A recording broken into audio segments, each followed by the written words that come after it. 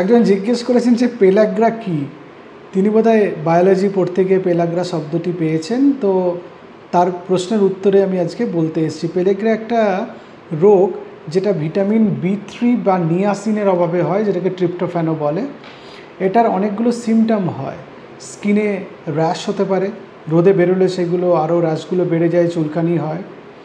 Diarrhoea হতে পারে, অনেক দিন ধরে লুজ মোশন হচ্ছে, অথবা স্মৃতিভ্রম হতে পারে, বা মেমারি লস হতে পারে, বা কারো কারো ডেথও হতে পারে। খুব মারাত্মক অসুখ হতে পারে কারো কারো ক্ষেত্রে।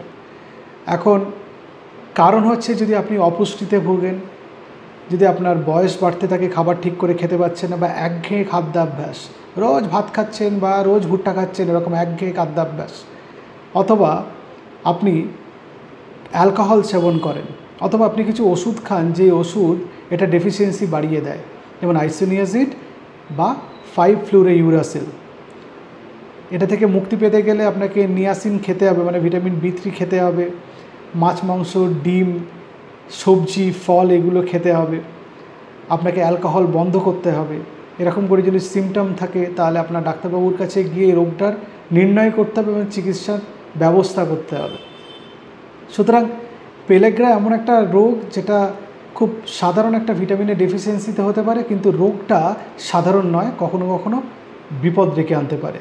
সুতরাং সব ভিটামিন আমাদের শরীরে দরকার, এবং খাদ্যাভ্যাসের পরিবর্তনের মাধ্যমে ভিটামিনের ভারসাম্য শরীরে বজায় রাখাটাই বুদ্ধিমানের কাজ। কারণ একবার অসুখ হলে সেটাকে সারিয়ে আবার পুনরায় আগের অবস্থায় ফিরে আসতে সময় লাগবে, কিছুটা ডিসেবিলিটি থেকে যেতেও পারে, মানে কিছুটা এই অসুখের লক্ষণ থেকে যেতে পারে, পুরোটা নাও সারতে পারে। ভালো থাকবেন।